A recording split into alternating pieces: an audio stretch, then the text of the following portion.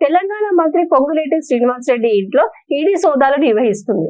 ఉదయం నుంచి ఏకకాలంలో 16 ఈడీ బృందాలు తనిఖీ చేస్తున్నాయి.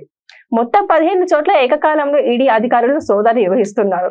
17 ప్రాంతాల్లో శ్రీనివాసరెడ్డికి చెందిన ఫార్మా, రియల్ ఎస్టేట్ కంపెనీలో కూడా ఈడీ అధికారులు సోదాలు చేస్తున్నారు. ఖమ్మంలోని ఆయన నివాసంలో కూడా సోదాలు జరుగుతున్నట్లు సమాచారం. ఢిల్లీ నుంచి వచ్చిన ఈడీ అధికారులు సిఆర్పీఎఫ్ పోలీసుల భారీ భద్రత మధ్య సోదాలు నిర్వహిస్తున్నారు.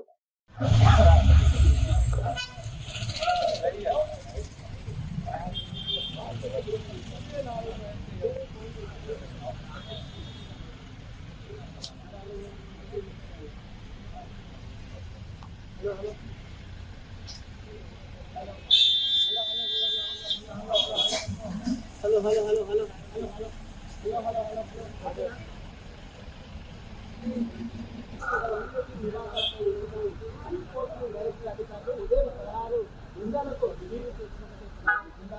హైదరాబాద్ పొంగులేటి నివాసాలు తన కార్యాలయం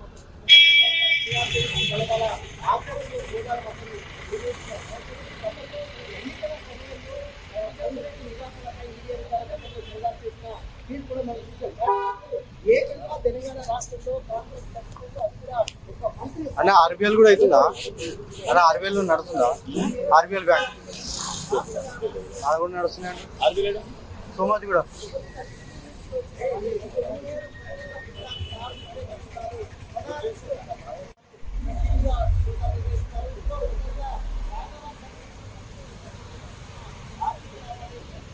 మరోవైపు